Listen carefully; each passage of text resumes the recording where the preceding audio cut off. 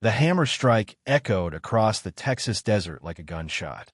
Giovanni Rossi stood knee-deep in caliche clay, sweat pooling in the hollow of his collarbone, staring at the limestone block he'd just split perfectly down the center.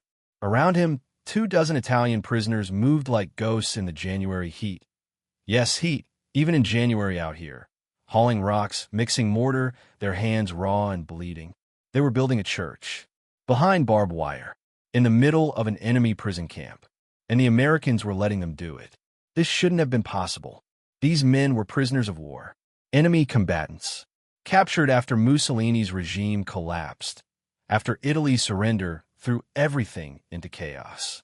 They should have been sitting in barracks, counting days until the war ended.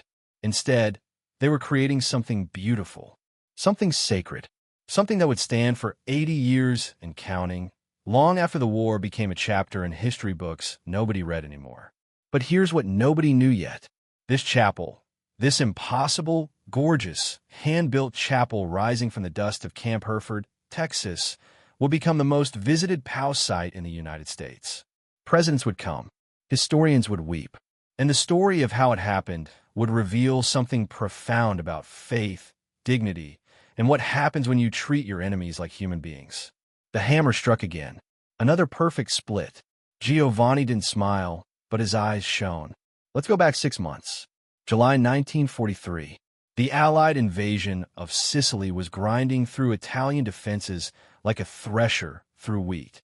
Thousands of Italian soldiers found themselves with an impossible choice.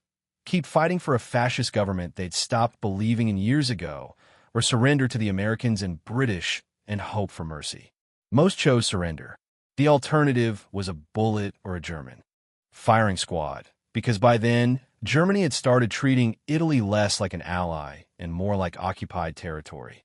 Among those who surrendered was Giovanni Rossi, a stonemason from a village outside Florence. Before the war, he'd carved angels for churches, headstones for cemeteries, decorative facades for the homes of wealthy merchants. His hands knew marble and limestone the way a pianist knows keys. When the Americans captured him near Palermo, he was 34 years old, thin as a rail, and hadn't seen his wife and 2 daughters in 18 months. He figured he was going to die. Maybe not that day, but soon. In a camp somewhere. Disease, or starvation, or just the slow, grinding despair of captivity. The Americans loaded him and hundreds of others onto transport ships. The crossing took 2 weeks. Men vomited over the rails. Some went mad from the motion and the heat and the crushing uncertainty. They didn't know where they were going. Rumors spread like dysentery. They were being taken to work camps in Canada or the American South, or maybe just dumped in the ocean once they were far enough from land. Giovanni spent the voyage carving a small wooden cross from a piece of driftwood he'd found in the hold. His fingers needed to work or he'd lose his mind. When they finally docked in Norfolk, Virginia, Giovanni thought the green was going to kill him. After the burnt yellows and browns of Sicily in summer, the lush vegetation of the American East Coast looked unreal. Alien, like something from a painting. The prisoners were loaded onto trains, actual passenger trains, not cattle cars, and for 3 days they rolled west through a country so vast it made Italy feel like a postage stamp. Mountains gave way to plains, cities to endless farmland. And finally, the train pulled into the middle of nowhere West Texas, where the sky was so big it pressed down on your skull. The horizon stretched until it bent. Camp Hereford sat on flat scrubland about 20 miles from. Firing squad, because by then, Germany had started treating Italy less like an ally and more like occupied territory. Among those who surrendered was Giovanni Rossi, a stonemason from a village outside Florence. Before the war, he'd carved angels for churches, headstones for cemeteries, decorative facades for the homes of wealthy merchants. His hands knew marble and limestone the way a pianist knows keys. When the Americans captured him near Palermo, he was 34 years old, thin as a rail, and hadn't seen his wife and 2 daughters in 18 months. He figured he was going to die. Maybe not that day, but soon. In a camp somewhere. Disease, or starvation, or just the slow, grinding despair of captivity. The Americans loaded him and hundreds of others onto transport ships.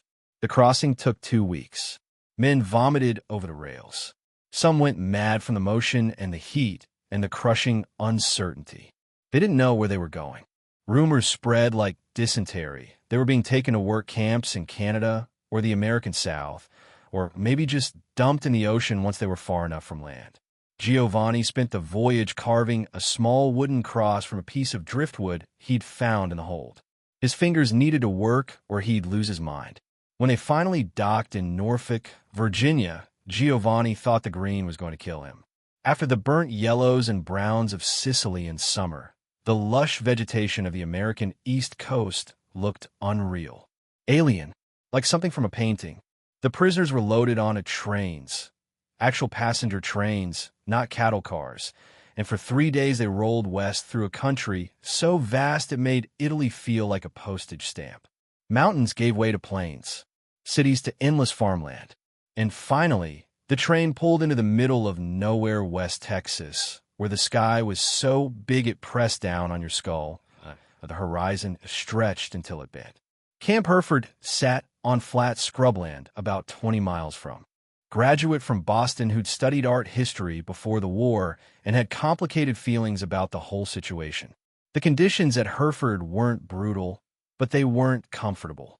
The men slept in barracks that baked during the day and froze at night. Food was adequate but monotonous: beans, bread, occasional meat that tasted like boiled cardboard. Mail from home was rare and heavily censored. Most men spent their days doing work details, maintaining the camp, helping local farmers with harvests, building roads. It wasn't hard labor by concentration camp standards, but it was tedious and soul-crushing in its repetition. Wake up, work, eat, sleep. Wake up, work, eat, sleep. The days blurred together like watercolors in rain. What saved Giovanni and many others was faith. Not blind faith, not the kind that made men into martyrs or fanatics, but the quiet, sustaining faith that said there was meaning beyond the barbed wire. Most of the Italian prisoners were Catholic. They'd grown up in villages where the church bells marked the rhythm of life, where feast days and saints' days provided structure and comfort. At Hereford, they had nothing. No chapel, no priest, just a few prayer books and rosaries that men had managed to smuggle through the intake process. For the first few months, they gathered for Mass in whatever space they could find. Sometimes in a corner of the mess hall, sometimes outside under the stars. A few of the men had been seminarians before the war, and they led prayers and recited scripture from memory. It helped, but it wasn't the same. They needed a sacred space, a place set apart, somewhere they could light candles and kneel and feel like they were in the presence of something larger than this miserable camp in the middle of the Texas desert. In November 1943, a group of prisoners approached Captain Vickers with a request. They wanted permission to build a chapel. A real chapel. They had skilled craftsmen among them. Masons, carpenters, Payne. Rossi felt something crack open in his chest, something that had been closed tight since Sicily. They chose a site near the northwestern corner of the camp, away from the main barracks, but still within the fence line. The ground was hard-packed caliche, that cursed limestone clay that Texas is built on. Digging would be hell, but they'd manage. The first meeting to plan the chapel happened on a cold December evening. 23 men crowded into a barracks room, talking over each other in rapid Italian, sketching designs on scraps of paper. They wanted it to be beautiful, not just functional, but genuinely beautiful. A testament to their faith and their skill. Something that would honor God and also prove that they were still men, still capable of creating something meaningful even in captivity. Giovanni emerged as the natural leader of the construction effort. His experience as a stonemason gave him authority, but it was more than that. He had a vision. He'd sketched out a design based on the small chapel in his home village. A simple rectangular structure with a peaked roof, an arched entrance, and a bell tower.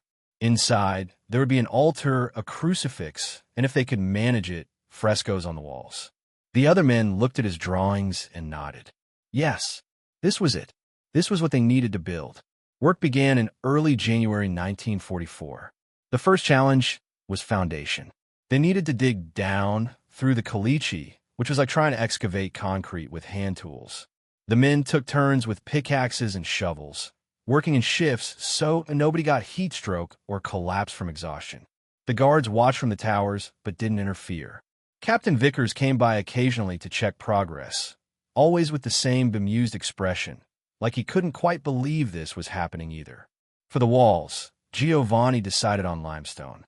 There was plenty of it scattered across the Texas landscape, chunks and slabs left over from when ancient seas had batch after batch until he found the right formula. Meanwhile, other men worked on the roof frame, wooden beams salvaged from packing crates, and old barracks slated for demolition. They shaped the wood by hand, fitted joints without nails, created a structure that would support the weight of a roof covering they hadn't yet figured out. By March, the walls were chest-high. The shape of the chapel was emerging from the dust like a sculpture being revealed from stone. People started to notice. Other prisoners who weren't involved in the construction would detour on their way to work details just to watch. Some of the American guards began bringing their lunch breaks to the site, sitting in the shade of the watchtower and observing the prisoners' work. There was something mesmerizing about it. The rhythm of hammers, the careful placement of each stone, the way grown men could labor for hours without speaking, communicating through gesture and glance, unified by shared purpose. Captain Vickers became increasingly invested in the project. He started finding ways to help without technically violating the rules. When the prisoners needed proper tools, better chisels, stronger hammers, he arranged for them to be forgotten near the construction site. When they ran short of timber, he discovered a pile of old scaffolding that was scheduled for disposal and could be repurposed. He never acknowledged what he was doing. The prisoners never thanked him directly, but everyone understood. This chapel was becoming something larger than any of them had imagined. The interior work began in April. While some men continued building the exterior walls and roof, others turned their attention to what would happen inside the chapel. This was where artistry would transform a simple building into sacred space. Paolo Mancini, a painter from Rome who'd been conscripted into the army despite his artistic exemption, volunteered to create frescoes. He had no proper paints, no brushes, no canvas. The altar was Giovanni's masterpiece. He carved it from a single block of limestone that had taken 8 men to move into position. For weeks he worked on it alone, refusing help, chipping away until the stone revealed a simple but elegant altar with clean lines and a subtle cross carved into the front panel. He worked early in the morning and late at night, by lamplight, his hands moving with the kind of certainty that comes from doing something you were born to do. When he finally stepped back and declared it finished, several men made the sign of the cross. It was that beautiful. The crucifix presented a unique challenge. They needed wood, but not just any wood, something that could be carved with sufficient detail to capture the suffering and divinity of Christ. One of the prisoners, Lucas Santini, was a furniture maker. He proposed using wood from the packing crates that supplies arrived in, layered and glued, and shaped into something substantial. It sounded impossible, but Luca was confident. He spent 2 months on that crucifix, carving late into the night, whispering prayers as he worked. When he finally mounted it above the altar, even the Protestant guards who'd been watching the construction fell silent. By June 1944, the basic structure was complete. The walls stood firm. The roof didn't leak. The interior was taking shape, but the chapel still felt incomplete. It needed something more, something that would make it unmistakably a church and not just a building where religious services happened. It needed a bell. Giovanni brought the idea to Captain Vickers. Could they possibly get a bell? Vickers frowned. That would be difficult. Bells were expensive, and there was no budget for this. But he said he'd see what he could do. 2 weeks later, a small bronze bell arrived at Camp Hereford. Vickers never explained where it came from. Some said he'd bought it with his own money from a church in Amarillo that was being demolished. Others claimed he'd pulled string.